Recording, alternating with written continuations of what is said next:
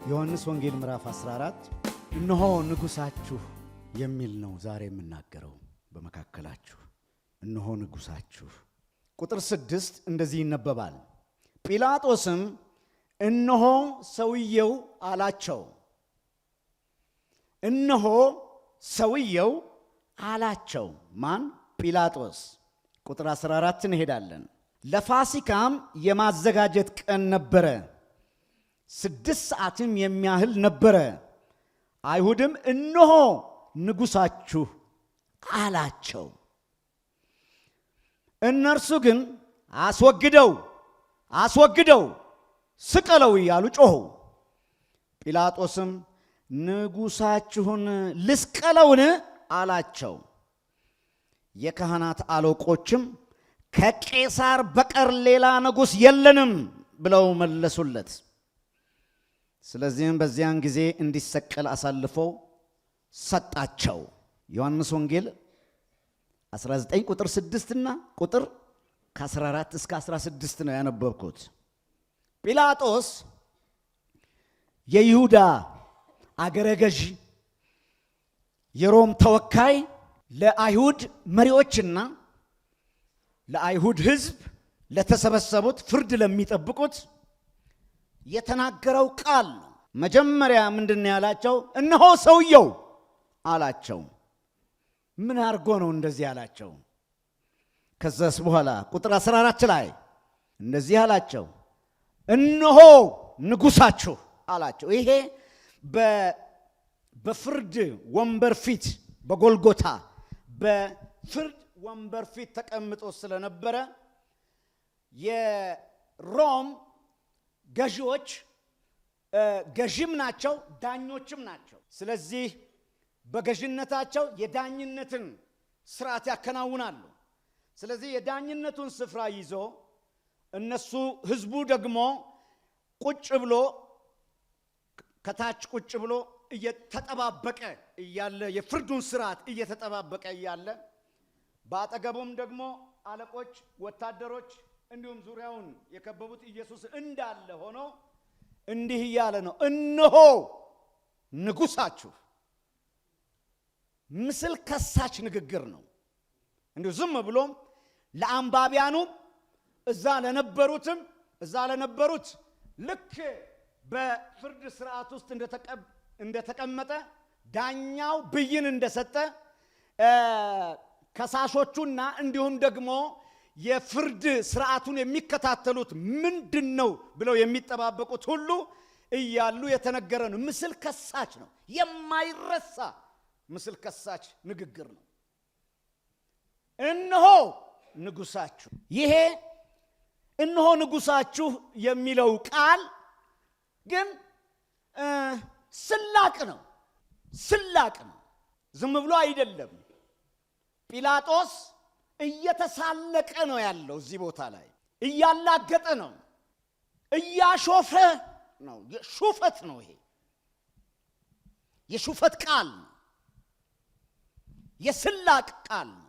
ይሄንን ስፍራ በደንብ ለመረዳት ቁጥር 1 ጋር ሄዳለሁ። ገና ወደ 18 እንሄዳለን፣ ወደ ሌሎችም ምዕራፍ እንሄዳለን። በዚያን ጊዜ ጲላጦስ ኢየሱስን ይዞ ገረፈው። በዚህ ጊዜ ኢየሱስ ተገርፏል። ተገርፎ መቆም የሚያቅተው ስታተስ ውስጥ የነበረ ነው።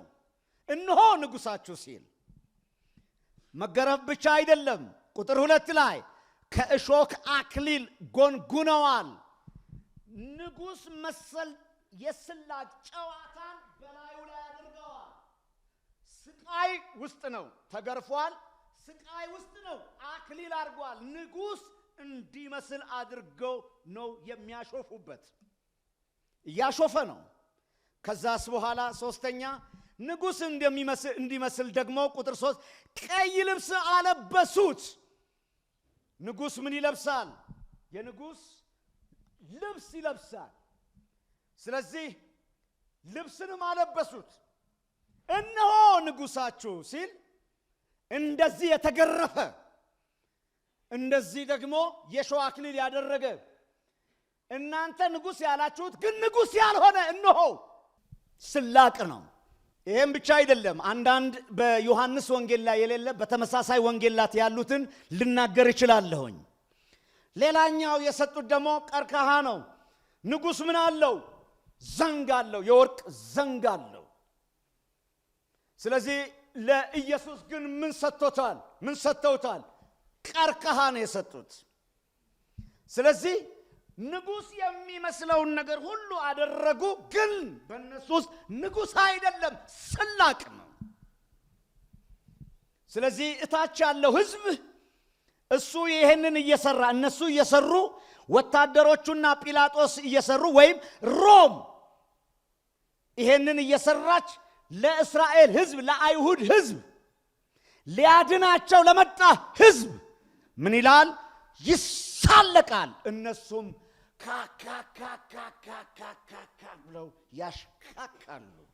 በዚህ ጊዜ ላይ ኢየሱስ ታላቅ ስቃይ ውስጥ ነው ያለው። የስቃዩን ልክ ለመናገር ጊዜ ያጥራል። የስቃዩን ልክ ለመናገርም ቃል ሊገልጸው አይችልም። ምክንያቱም በአይሁድ ሥርዓት በ39 ግርፋት ሳይሆን የተገረፈው በሮም ሥርዓት የግርፋቱ ቁጥር በማይታወቅ ነው የተገረፈው። ስለዚህ ኦልሬዲ ደክሟቸው ነው የተውት፣ ተተልትለዋል ማለት ይቻላል። በጨካኞች አይሁድ ሳይሆን ከአይሁድ በባሰ ጨካኝ ቁጥሩ በማይታወቅ ስቃዩ እጅግ በበዛ ተተልትለዋል። እንደገናም ደግሞ ይሄ በስቶ በሚገባ አእምሮው ደም ፍጭ እያለ በሚያደርግ ደግሞ እሱን እየጨቆኑ እየበሳ እየገባ በዛ ስቃይ ውስጥ ነው ያለው። እንደገናም ደግሞ ራሱንም ይመቱት ነበር።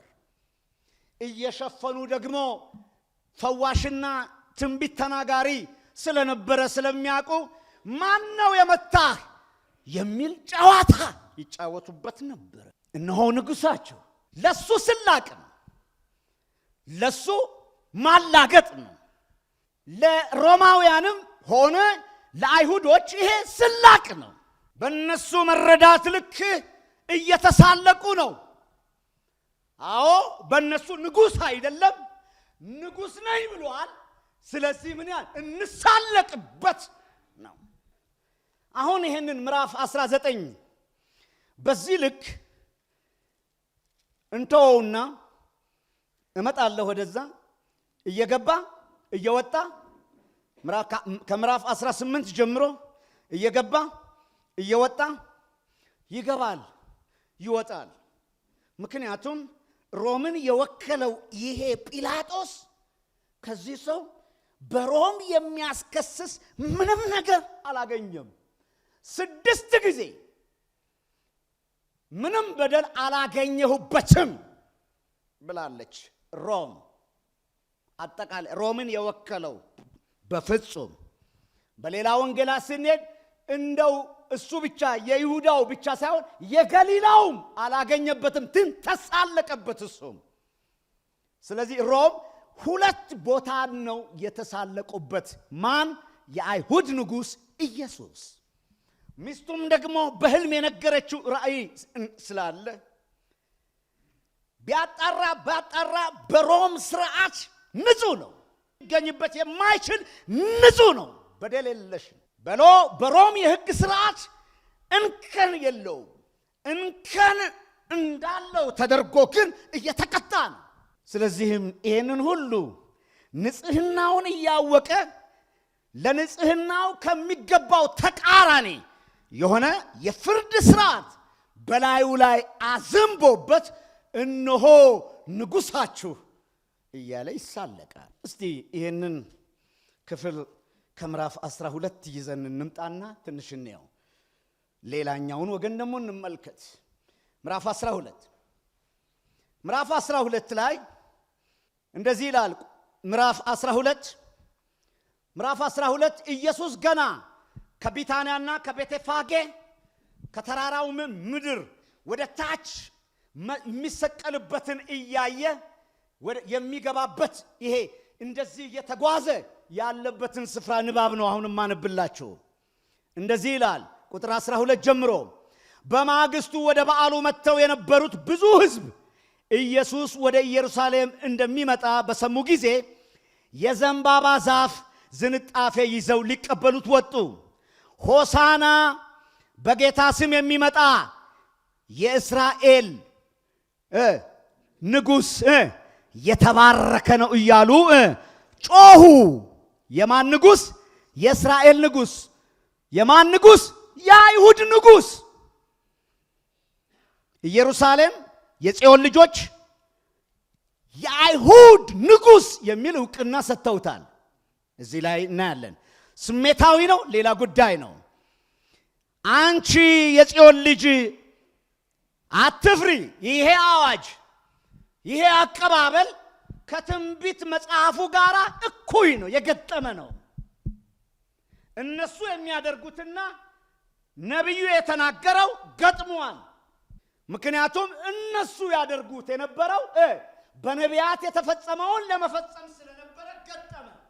እንዲህ የተባለው ቃል አንቺ ጽዮን ልጅ፣ አንቺ የጽዮን ልጅ አትፍሪ፣ እነሆ ንጉሥሽ እነሆ ንጉሥሽ፣ እነሆ ንጉሣችሁ ተብሏል። አሁን ደግሞ ማን? እነሆ ንጉሥሽ ወደ ኢየሩሳሌም ሲገባ፣ እነሆ ንጉሥሽ በአህያ ውርንጫ ተቀምጦ ይመጣል ተብሎ እንደተጻፈ ኢየሱስ የአህያ ውርንጭና አግኝቶ በእርሱ ተቀመጠ። ደቀ መዛሙርቱን ይህን ነገር በመጀመሪያ አላስተዋሉም። ነገር ግን ኢየሱስ ከከበረ በኋላ በዚያን ጊዜ ይህ እርሱ ስለ እርሱ እንደተጻፈ ይህንም እንዳደረጉለት ትዝ አላቸው።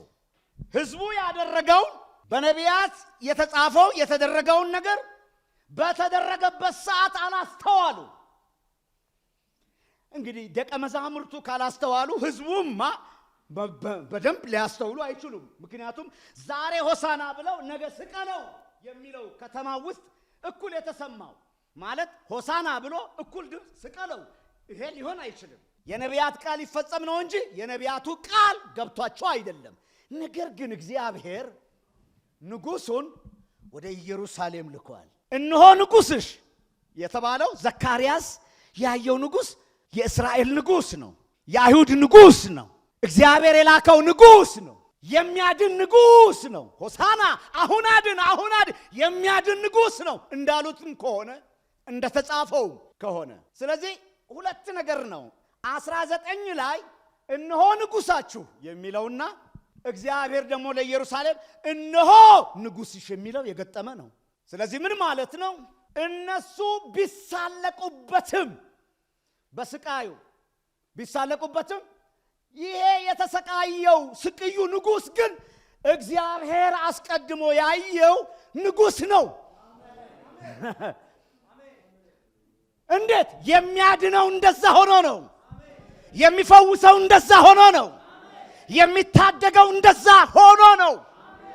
ስለዚህ እዚህ ቦታ ላይ ሮምና አይሁድ ሕዝብ ቢሳለቁበትም ንጉሥ አይደለህም እያሉ ቢሳለቁበትም እዚህ ቦታ ላይ ግን ያንን የሆነው በታየለት ልክ ነው። ይሄ እነሱ እንደዛ ለማድረግ አስበው ሳይሆን እግዚአብሔር እንደዛ እንዲሆን ፈልጎ ሕዝብ ሁሉ እንዲድን ነው።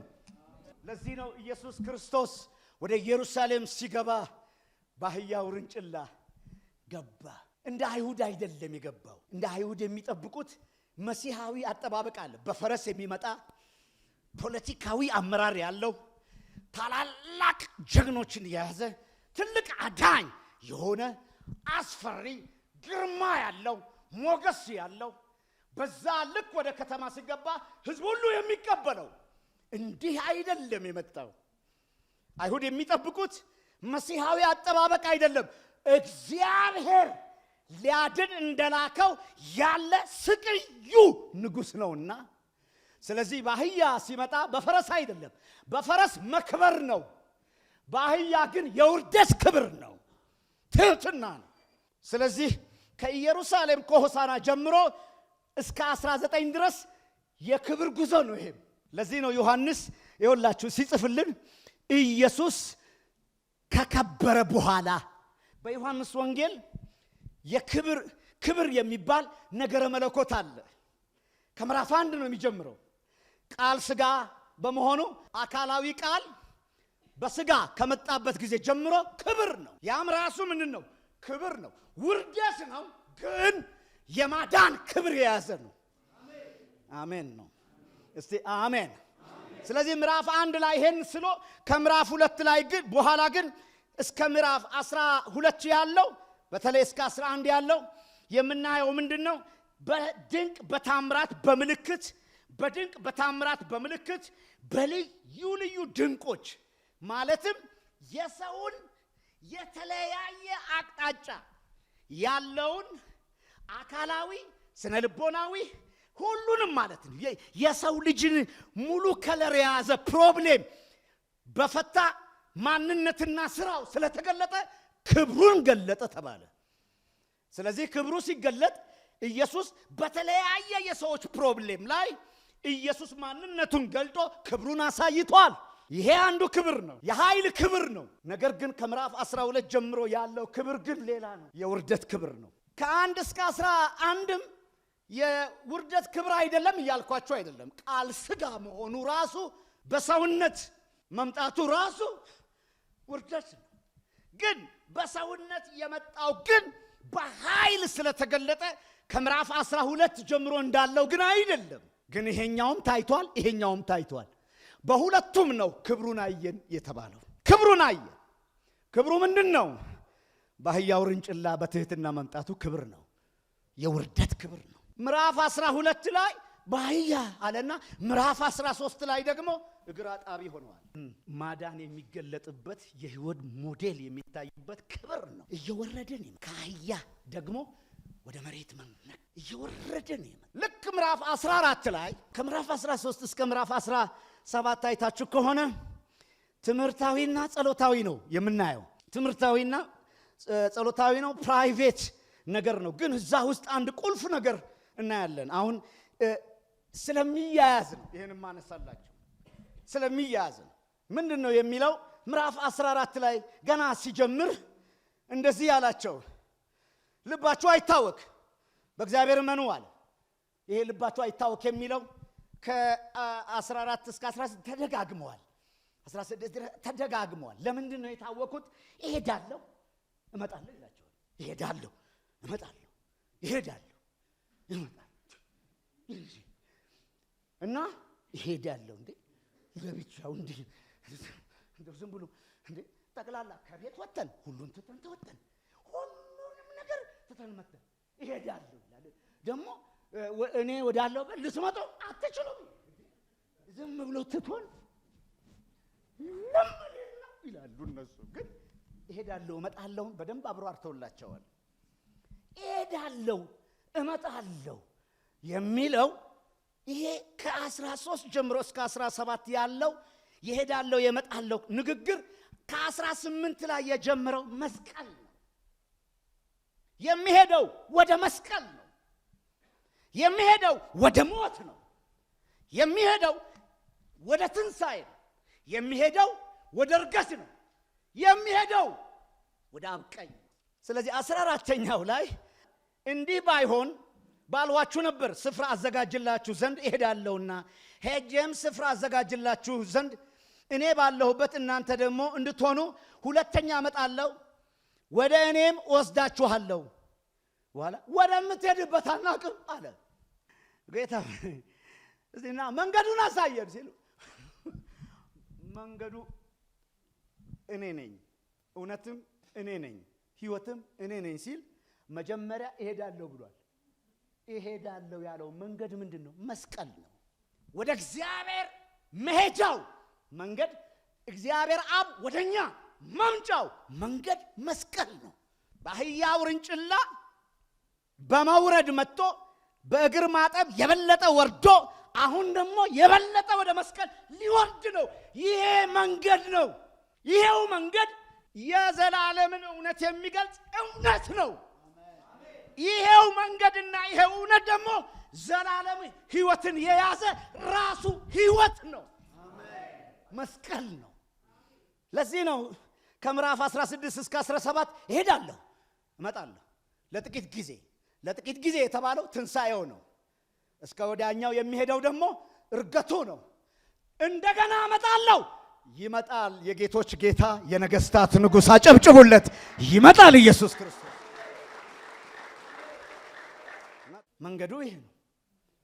መንገዱ ይሄ ነው።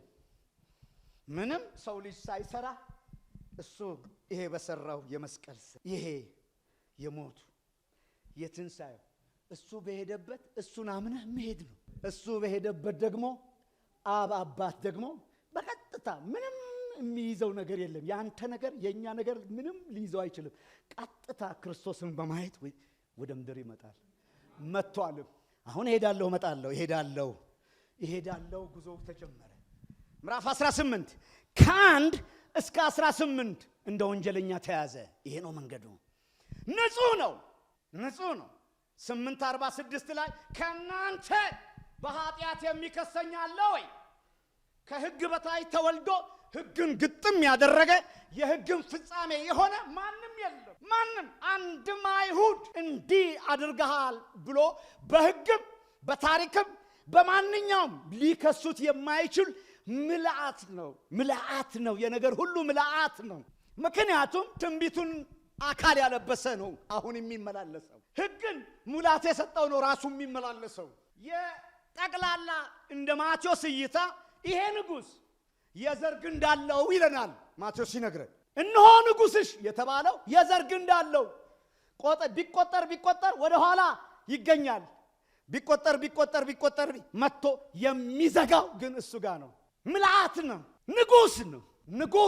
መሲሐዊ ሲጠበቅ የነበረው አካል የለበሰው ንጉሥ ነው። ማን? ኢየሱስ። አንደኛው ሳቅ ይሳለቅበታል። በእግዚአብሔር አጀንዳ ግን የተሳለቀበት ይሄ ስቅዩ መከራ ግን የድነት መንገድ ነው። ስለዚህ ከ1 እስከ 18 ንጹሕን ሰው እንከን የለሹን ሰው በሁሉም ቢፈተን ምንም የማይገኝበትን ሰው እንደ አመፀኛ ጎረድ ይዘው ችቦ ይዘው ሰይፍ ይዘው ፈዋሹን አዳኙን የኃጢአት ይቅርታ የሰጣቸውን መላ ገሊላ ጨለማውን ያበራው መላ ምኩራቦች እየገባ አጋንንትን ያወጣው መላ የአይሁድም የይሁዳና በኢየሩሳሌም መጠነኛ ቢሆንም በተለይ በገሊላ በአሕዛቡ ምድር እነዚህ ገፍተውታልና እነዛ ሊበራላቸው ይሄንን ሁሉ ያደረገ ነው። መድኃኒት ነው። መድኃኒቱን አይተዋል። መድኃኒቱን እንደ ወንጀለኛ ንጉሡ ዕጣ ፈንታው፣ ንጉሡ ትንቢታዊ ካርታው፣ ንጉሡ በእግዚአብሔር የታለመለት ጽዋው ነው። ይሄ ለማዳን ይሄንን መሄድ ነበር። ወደ ኢየሩሳሌም ብቻ ሳይሆን ወደዚህ ምድር ቃል ሥጋ ሲሆን ወደዚህ የገባው ይሄንን ለመሆን ነው፣ ለሌላ አይደለም። ዮሐንስም ወንጌላትም የሚነግሩን ይሄ ነው። ስላቁ ለነሱ ይሁንላቸው፣ ስቃዩ ግን ለኛ መድኃኒት ነው። በነሱ አንግል ስናየው ሹፈት ነው። በእግዚአብሔር እይታ ስናየው ስቅዩ ያ መሲህ አዳኝ ነው፣ እያዳነን ነው። እሱ ታሞ እኛን እየፈወሰን ነው። እነሆ ንጉሳችሁ። ስለዚህ እዚህ ቦታ ላይ ተያዘ። ከ1 እስከ 18 መያዙ እንደ ወንጀለኛ ብቻ ሳይሆን አሳልፎ የሰጠው ደግሞ ኮር ግሩፕ ውስጥ ያለ ሰው በመሆኑ እንጀራዬን የበላ ተረከዙን አነስ 3 ዓመት ተኩል ሕይወቱን ኑሮውን ሁሉን ነገር ያቀመሰው ሰው የመጨረሻው የአይሁድ ባህል የመጨረሻ ክብር ማለት የሚወዱት የመጨረሻ ፍቅር ማጉረስ ነው። ከታች እግሩ ታጥቦ ከላይ በፍቅር ጎርሶ አልገባው። ከ1 እስከ 18 ይሄ ነው። እንደዚህ ሆኖ ነው ያዳነ።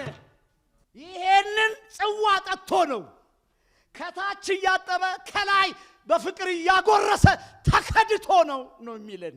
ከ1 እስከ 18 ይሄ ነው እነሆ ንጉሳችሁ፣ ይሄ ነው ንጉሱ። እያበላ ነው። በራሱ ቃላት ልተርጉመው፣ እያበላ ነው የተበላው። ግን ለእኛ ነው፣ ለማዳን ነው፣ ለመፈወስ ነው፣ የኃጢአት ይቅርታ ለመስጠት ነው። በእኛና በዓለም ሕዝቦችና በእግዚአብሔር አብ መካከል ያለውን የጥል ግድግዳ ለማፍረስ ድልድዩን፣ ይሄ የተገነባውን የሰው የጥላቻ ግድግዳ አፍርሶ፣ የእርግማኑን የኃጢአቱን አፍርሶ የጽድቅ ሕይወት ያለበት እውነት ያለበትን የድነት መንገድ ሊከፍት ነው። እኛ ጋር በእምነት ያለ ምንም ሥራ ስለተቀበልነው እሱ ግን ዋጋ አልከፈለበትም አይደለም። ከሆሳናይቷ ቀን ጀምሮ እንኳ ያለውን ብንቆጥር እስከ ንጉሳችሁ እነሆ ማንም ሰው ሊሸከመው የማይችል መከራ ነው የተሸከመው። ለነገሩ መለኮት ሰው መሆን ራሱ መከራ ነው። ለመለኮት ራሱ ሰውነትን ገንዘብ አድርጎ መኖር ከዛ ነው የሚጀምረው። በዚህ ምድር የሚገባን አይመስለኝም። እዛ ስንሄድ የሚገባን ይመስለኛል። ግን እዛም እየገባን ለዘላለም ስለማይገባን የምናመልክ ይመስለኛል። ይሄ ነገር ከ19 ጀምሮ እስከ 27 ያለው ደግሞ አንድ ሰው ከተያዘ በኋላ ልክ በተያዘበት ሰዓት ወደ ምን መሄድ አለበት? ወደ ፍርድ ስርዓት መሄድ አለበት። ወንጀለኛ ነው ከተባለ ወንጀለኛ አሁንም በፍትህ ስርዓት በእኛ እንኳን በኢትዮጵያ ሕግ ምን ነው 48 ሰዓት ነው አይደለ? ከ48 ሰዓት በፊት በፍርድ ስርዓት መቅረብ አለበት ነው የሚባለው። ልክ እንደዚሁ እዚህ ጋር ባለው ስርዓት ደግሞ ወንጀለኛ ነው ተይዟል። አሳልፎ የሰጠው በዩ ነው፣ ደቀ መዝሙሩ ነው፣ የተሾመው ነው፣ የተጠራው ነው፣ አብሮ የኖረው ነው፣ የሚወጣበትንና የሚገባበትን ሚስጥሩን ሁሉ የሚያውቅ ነው። ንጹሕን ሰው ይላል ማቴዎስ ንጹሕን ሰው ይላል። ንጹሕ መሆኑን እየመሰከረ ነው የሞተው። ይሁዳ እንኳ ንጹሕ እየሆነ ነው አሳልፎ የሰጠው። ንጹሕ እየሆነ አሳልፎ መስጠቱ በዚህኛው ቢገርመንም ነገር ግን እኔን ለማዳን ነው። ይሄ ነው ትልቁ ነገር። ከ19 ጀምሮ እስከ 27 የመጀመሪያው የአይሁድ በሊቀ ካህናቱ ፊት የተደረገ የአይሁድ የፍርድ ስርዓት ነው። ከ28 ጀምሮ እስከ 40 ድረስ ያለው ደግሞ በጲላጦስ ፊትና በተመሳሳይ ወንጌላት በሄሮድስ ፊት ደግሞ በሮም የፍርድ ስርዓት ያለፈበት ጊዜ ነው። የሚገርመው ግን አሁን ይህንን ሁለት ሮምም ምን አለች? ምንም አላገኘሁበትም። አይሁድ ግን አግኝተንበታል። ምን? የእግዚአብሔር ልጅ ነኝ ብሏል። ነው በሉት እስቲ ያጠገባችሁ ላይ ነው እኮ ይሄ እኮ አይከሰስም። ነው እነሱ አልገባቸውም እንጂ ነው። ከዛስ ሁለተኛው ክስ መቅደሱን ይሄንን 46 ዓመት የለፋንበትን ድም አድርገዋል፣ አፈርሰዋለሁ ብሏል። እሱ የተናገረው ስለዚህኛው መቅደስ ሳይሆን ስለ አካሉ ነው። አካሉ ፈርሶ አካሉ በሶስተኛው ቀን ተነስቶ ስለሚሰራው መቅደስ ነበር የሚል። ስለዚህ በተናገረው በማንነቱ ምንም ክስ የለውም። የአይሁድ ስርዓት አልገባቸውም እንጂ ንጹህ ነው። በአይሁድ ስርዓት ንጹህ ነው። በሕጉም ስርዓት ንጹህ ነው። በተከሰሰበትም ንጹህ ነው። የእግዚአብሔር ልጅ ማንነቱ ነው። መቅደስ አፈርሳለሁ ራሱ ስጋው ነው ያለው። ስጋው ምዕራፍ 2 ላይ ታገኙታላችሁ፣ ዮሐንስ ወንጌል ምዕራፍ 2 ላይ። ስለዚህ በአይሁድ ንጹህ ነው። ስለዚህ ምን ማለት ነው? 18 ላይ ወንጀለኛ ነው ተብሎ ተይዞ እንደማለት ነው። አሁን ስንተረጉመው ወንጀለኛ ነው ተብሎ እንደ ወንጀለኛ ተይዞ በአይሁድ ስርዓትም ንጹህ፣ በሮም ስርዓትም ንጹህ። አስገራሚው 19 ሲደመደም ወንጀለኛውን ግን ልቀቅልኝ ወይ ሰው! ይሄ እኮ ፔን አለው።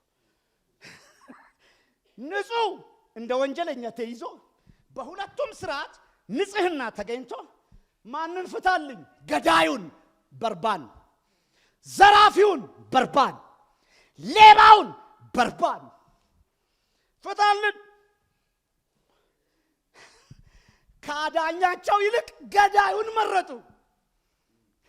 ለነገሩ በእነዚህ 18ና 19 እስቲ አንድ ቦታ ላይ ልውሰዳችሁ። አይሁድ የመረጡትን አሁን 3 ነገሮች አስከታትዬ ልናገር ነው። ቁጥር 28 28 ኢየሱስ ከቀያፋ ወደ ገዢው ግቢ ወሰዱት፣ ማለዳም ነበረ። እነርሱም የፋሲካ በግ ይበሉ ዘንድ እንጂ እንዳይረክሱ ወደ ገዢ ግቢ የፋሲካ በግ 12 ላይ ወደ ኢየሩሳሌም የገባው 12 ላይ በአህያ ውርንጫላ ተጭኖ የገባው እሱም በአይሁድ ስርዓት በጉ በሚዘጋጅበት ቀን ሆሳና ብሎ ነው የገባው። የእግዚአብሔር እውነተኛ በግ በሆሳና ቀን ኢየሩሳሌም ገብቷል። እነሱ ግን የራሳቸውን በግ መርጠዋል። ወደ ኢየሩሳሌም ንጹሑ የእግዚአብሔር በግ ገብቷል። እነሱ ግን ወንጀለኛውና ነፍሰ ገዳዩን በርባንን መርጠዋል። ልክ ምዕራፍ 19 ላይ ሂዱ። አሁን 3ኛ የመረጡት እሱን ስቀለው፣ አስወግደው፣ ስቀለው፣ አንፈልገውም፣ ስቀለው። ይሄ እኮ ንጉሳችሁ ነው። ንጉሳችን ቄሳር ነው። እውነተኛውን የእግዚአብሔር በግ በእነሱ በግ ቀየሩት። እውነተኛውን ንጹሕ ሙሉ በሕግ እንከን የሌለሽውን ንጹሕን ሰው በወንጀለኛ ቀየሩ፣ በገዳይ ቀየሩ። ይህም ብቻ አይደለም፣ አመፀኛውን የሮም ንጉሥ ያውም ሙሉ የአይሁድን ስርዓት የማንነታቸውን ክብር የአገራቸውን ክብር ያልመለሰላቸውን በባርነት የገዛቸውን ባሪያ አድርጎ የሚጨቁናቸውን ሮም እርሱ ንጉሳችን። እኛ ንጉሥ ቄሳር ነው። የኛ ንጉሥ ቄሳር ነው። ይሄኛው የኛ ንጉሥ አይደለም። የእግዚአብሔር በግ፣ የእግዚአብሔር ንጹሕ መስዋዕት፣ የእግዚአብሔር እውነተኛው ንጉሥ በኢየሩሳሌም ያለፈበት የማያጸዳው፣ የማያነጻው፣ ኃጢአትን የሚሸፍነው፣ ሙሉ በሙሉ ኃጢአትን የማይነቅለው ግን በግ ደግሞ እዚህ ቦታ ላይ አለ። እዚህ ቦታ ላይ ደግሞ ገዳዩን ከንጹሕ አዳኝ ነው። ይሄ እኛ ገዳዩን ነው የምንፈልገው። ይሄ አዳኝ ነው፣ ገዳዩን ነው የምንፈልገው። ይሄ ሕይወትን ሊያድን ነው የሚመጣው፣ ሊሰጥህ ነው የሚመጣው። ሕይወትን በሕይወት ይሰጣል፣ ሕይወትን ይበዛል፣ ጸጋ በጸጋ እውነት በእውነት ያበዛል። ይሄኛው ከ1 እስከ 18 እንዳለው ኖ አንፈልግም። ካናቱ እየመጣ የሚዘርፈን እሱ ነው ምርጫችን። ካናቱ ያለንን ዘርፎ እኛንም ስትብ ያደረገን በርባንዬ። 3ኛው ደግሞ በቃ ሮም ሊመረጥ አይችልም። የሮም ጭካኔ በታሪክ መጽሐፍ ነው የሚታወቀው። ወይም አንዳንድ ፊልም አይታችሁ ከሆነ ሮም ዘግናኝ ናት፣ ገዳይ ናት። በጣም የኃጢአት የመጨረሻው ቁንጮ ማለት ናት ሮም። የዛ አለቃ ይሻለናል። ለነገሩ ኢየሱስ ምዕራፍ 8 ላይ ነግሯችኋል። እናንተ አብርሃም ትላላችሁ እንጂ ቁልጭ የዲያብሎስ ልጅ፣ የአብርሃም ልጅ ሳይሆን ቁልጭ የዲያብሎስ ልጅ ነው ያላቸው። መስቀል ምርጫ ነው፣ የተነጠፈው ምርጫ ነው። ከሆሳና ከሚለው ንጉሳችሁ እነሆ ከሚለው ንጉስሽ እነሆ ከሚለው ንጉሳችሁ እነሆ ከሚለው ይሄ ጉዞ ምርጫ ነው። 9ን በምዕራፍ 1 ደግሞ እይታ ነው። ከ1 እስከ 5 ያለው አካላዊ ቃል መለኮት ነው ባጭሩ። አካላዊ ቃል መለኮት እሱ የሁሉ ነገር መገኛ ነው። አልተገኘም፣ ግን ሁሉ ነገር አስገኝቷል። ሁሉ ነገር በሰማይ በምድር ያለው ነገር ሁሉ መገኛ አካላዊ ቃል። ታዲያ ይሄ አካላዊ ቃል ቀድሞት የመጣ አገልጋይ አለ። ይሄንን ነው ከቁጥር 6 የሚጀምረው። ቀድሞት የመጣው አገልጋይ አንተ መሲሁ ነው የሚል የአገልግሎቱ አድማስ መሲሃዊ ሽፋን ተሰጥቶት ነበር። እሱ ግን ኖ አለ እንጂ ይሄ ዮሐንስ ይሄንን ስለሚያውቅ ከምን ጀመረ? ከቁጥር 6 ጀመረልን። አረ ይሄኛው ብርሃን ነው። ይሄኛው የብርሃኑ መስካሪ ነው። ይሄኛው ራሱ ብርሃን ነው። ይሄኛው ራሱ ሕይወት ነው። ይሄኛው ግን ሕይወቱ እሱ ነው ብሎ ጠቋሚ ነው፣ አመልካች ነው እያለ መጣ። ከ15ኛው ላይ ከኔ በኋላ የሚመጣው እርሱ ከኔ በፊት ነበረና ከኔ ይልቅ የከበረ ሆኗል። እዚህ ጋር አንድ ነገር ላስቀድም። ተመሳሳይ ወንጌል ላይ ዮሐንስ መንገድ ነው አለ። ተመሳሳይ ወንጌል ምን አሉ ደግሞ? ይሄኛው እኮ መንገድ ጠራጊ ነው። ንጉሱ እንደሚመጣ የከበረው ንጉስ ከቅድመ ዓለም በፊት የነበረ ሊያድን ወደ ዓለም የሚገባው ከመምጣቱ በፊት በንስሐ የሚጠርግ ጎዳና ጠራጊ ነው። ይሄ ንጉሱ ግን ያው ነው፣ መንገድ ነው። እሱ ራሱ ሕይወት የሚመሰረበት የሚኬድበት መንገድ ነው። ይሄም መንገድ ቅድም እንዳልኳችሁ መስቀል ነው። ሞቱ ነው፣ ትንሣኤው ነው፣ እርገቱ ነው። በአብ ቀኝ ሄዶ በመቀመጡ ስራውን ሁሉ በመጨረስ በዙፋኑ ላይ መቀመጡ ነው፣ መንገድ ነው። ስለዚህ አብ በክርስቶስ ወደኛ ይመጣል፣ እኛ በክርስቶስ ወደሱ እንሄዳለን። እዚህ ጋር ያለው መንገድ ጠራጊ ነው። ወደ ዮሐንስ ስመጣ ከኔ በኋላ የሚመጣው ከእርሱ ይልቅ ይሄ ተደጋጋሚ ነው። ይኸው ቁጥር 15 ላይ፣ ቁጥር 27 ላይ፣ ቁጥር 30 ላይ ተደግመዋል። ይሄ ነገር የተደጋገመ ቃል ነው ማለት ወሳኝ ነው ማለት ነው። ጭብጥ ሐሳብ እዚህ ጋር ነው ያለው። አንድ ቦታ ላይ እንደውም ሲያብራራው እኔ እኮ ጎንበስ ብዬ የጫማውን ጥፍር መንካት ከሱ አንፃር ሎሌነትም አይገባኝም እንደማለት ነው። ከእርሱ ክብር አንፃር ሎሌነት አይገባኝም። እሱ ምንድን ነው? የማይደረስበት ንጉስ ነው። እግሩም ጋር አይደረስም። ንጉስ ነው። ከምዕራፍ 1 ነው የጀመረው ይሄ ነገር። ንጽጽር ነው። ከዛ በኋላ ነው መጥምቁ ዮሐንስ ቀጥታ አመልካችነቱን መጣና ልክ ሲመጣ እነሆ የዓለምን ሁሉ ኃጢአት የሚያስወግድ የእግዚአብሔር በግ። እስቲ እነሆ በሉ አንድ ጊዜ። እነሆ ንጉሳችሁ፣ እነሆ ንጉስሽ፣ እነሆ የዓለምን ኃጢአት የሚያስወግድ የእግዚአብሔር በግ። ንጉሱ በግ ነው። በጉም ምንድን ነው? ንጉስ ነው። በዚህ ምስክርነት መጣና ምዕራፍ 1 ላይ በዚህ ምስክርነት ዮሐንስ እንደዘገበልን በዚህ ምስክርነት የተወሰኑ ደቀ መዛሙርቶች መጡ። የዮሐንስ ደቀ መዛሙርቶች የኢየሱስ ሆኑ።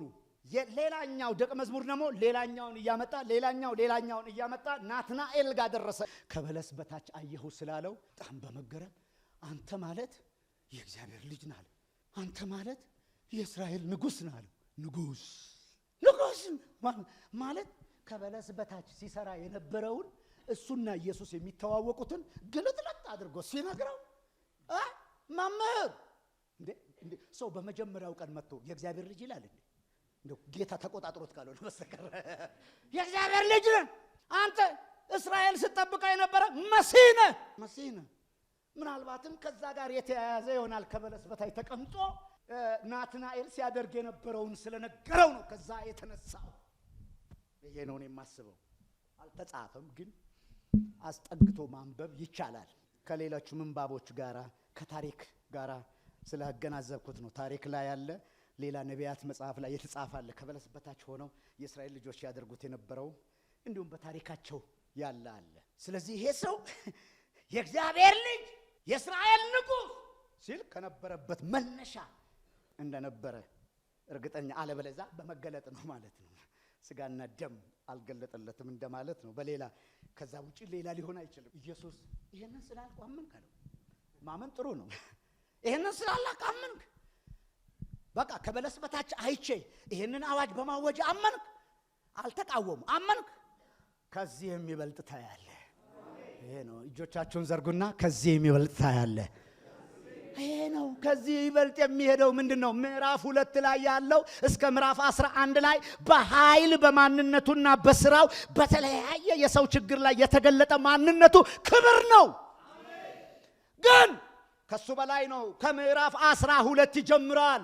ከምዕራፍ 12 ላይ ከዚህ የሚበልጠው የሚታየው በአህያ ውርንጭላ ለማዳን የገባው በትህትና በውርደት የመጣው በእግር አጠባ በውርደት ያገለገለው እንደገና ደግሞ በመስቀልና በሞት የተዋረደው ይሄ ነው የሚበልጠው ክብር።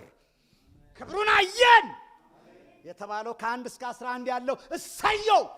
ግን ከ1 እስከ 11 ኢየሱስ አድርጎ ከ12 ጀምሮ እስከ 19 ያለውን ባያደርግ የሰው ልጅ ሁሉ ባልዳነ። ዮሐንስ 1 ላይ ክብሩን አየን። መጥምቁ ዮሐንስ ቢመጣ ክብሩን አይደለም ያየነው፣ ክብሩን ነው ያሳየን። እሱ ይሄውና ነው ያለው። መንገዱ ይሄው፣ ህይወቱ ይሄው፣ ብርሃኑ ይሄው፣ ንጉሱ ይሄው፣ የዓለምን ኃጢአት የሚያስወግደው ይሄው። ተከትለው መጡት። እያንዳንዱ ደግሞ ሰው ይዘው መጡ። ይዘው የመጡት ሰዎች ደግሞ ሲበራላቸው ከዚህ የሚበልጥ ታያለ፣ ከዚህ የሚበልጥ ታያለ ካለ በኋላ የያዕቆብን ነገር እስቲ እናንብበው። እዚህ በጣም ለኔ ወሳኝ ስለሆነ እንደዚህ ይላል። ተውሶ የተውሶ ቃል ወስዷል ዮሐንስ። እውነት እላችኋለሁ ሰማይ ሲከፈት የእግዚአብሔር መላእክት በሰው ልጅ ላይ ሲወርድና ሲወጡና ሲወርዱ ታያላችሁ አለው። መሰላል የለም አሁን እዚህ ላይ አይደል? የያዕቆብ መሰላል የለም። ማን ያለው? የሰው ልጅ ነው ያለው። በሉት አጠገባችሁ የሰው ልጅ በሉት። ንጉሱ ነው በሉት። ንጉሱ ነው፣ ንጉሱ ነው። ሰማይና ምድርን ሙሉ በሙሉ ማለት ምን ነው? ሰማያት ተከፍተው የሰማይ መከፈት ማለት ራሱ ኢየሱስ ነው። በሉት አጠገባችሁ ሹክ ብላት ራሱ ኢየሱስ። ሰማይ ከምድር ማለት ሰማይ ከምድር ማለት መሰላል ሳይኖረው ምንድነው? ሰው ነው።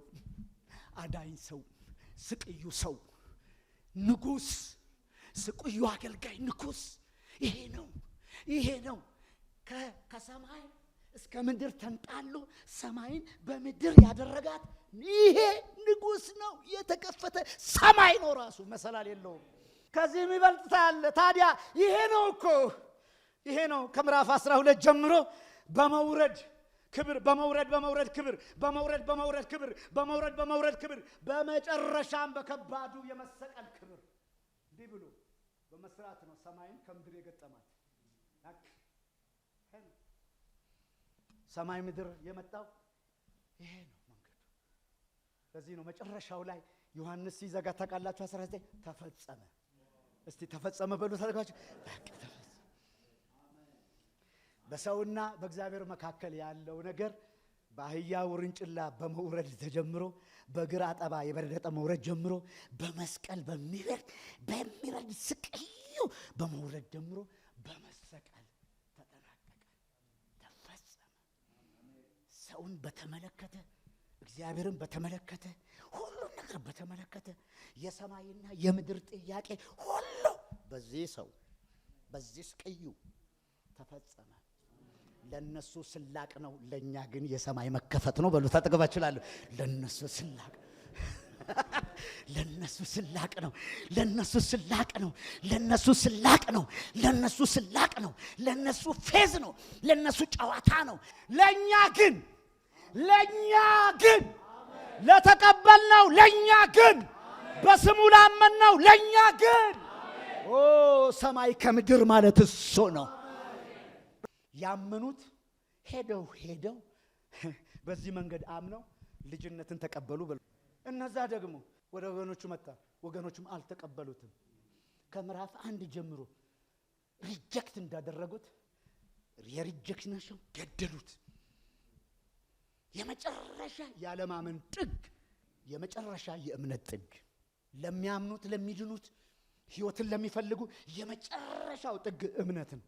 ጥፋተኛ ለሚሆኑ ደግሞ ይሄው ነገር የመጨረሻ እየተሳለቁ ወደ ጥፋት መስመር። ምርጫው ለአንባቢው ነው፣ ለተደራሲያኑ ነው። ምርጫው ለሁላችንም ነው። ምርጫው ለሁላችንም ነው። ኢየሱስ 19 ላይ ተሰቀለ ብሎ አይደለም 20 ላይ ተነሳ ብሎ ይጀምራል። እስቲ አሜን በሉ። እስቲ ተነሳ በሉ አንድ ጊዜ፣ ተነሳ በሉ አንድ ጊዜ። 21 ላይ ደግሞ አብሮ መነሳቱን የመሰለ ሰው ሳይሆን ራሱ ሰው የሚበላ ሰው መሆኑን ተረጋገጠ። ይሄ ሁሉ ነገረ መለኮት አለው፣ ዝም ብሎ አይደለም። መብላት ለሱ ለኛ መብላት ነው አይደለም። ለሱ መብላት ግን የትንሣኤ አካል መያዙን ማረጋገጫ ነው። ዳሰነዋል ያለው ለዚህ ነው። አይተነዋል ያለው ለዚህ ነው። ዳሰነዋል፣ ዳሶናል፣ እንደዚህ ጨብጠነዋል። ታሪክ አይደለም ይሄ፣ እንትን አይደለም ማለት ምንድነው? ተረት አይደለም፣ ሐቅ ነው። ሐቅ ነው። የጨበጥነው ሐቅ ነው። አብረን የበላነው ሐቅ ነው። ተነስቷል። እነሆ ንጉሥሽ፣ ለነሱ እነሆ ንጉሳችሁ መስቀል ላይ ነው ያበቃው። እነሆ ንጉሥሽ ትንሣኤ ላይ ነው። ይሄ ነው አዲስ ሕይወት ይዞ ተነስቷል ኢየሱስ። እስቲ አሜን ነው። ደመደመው ነው በዮሐንሳውያን ነው መደምደሙ።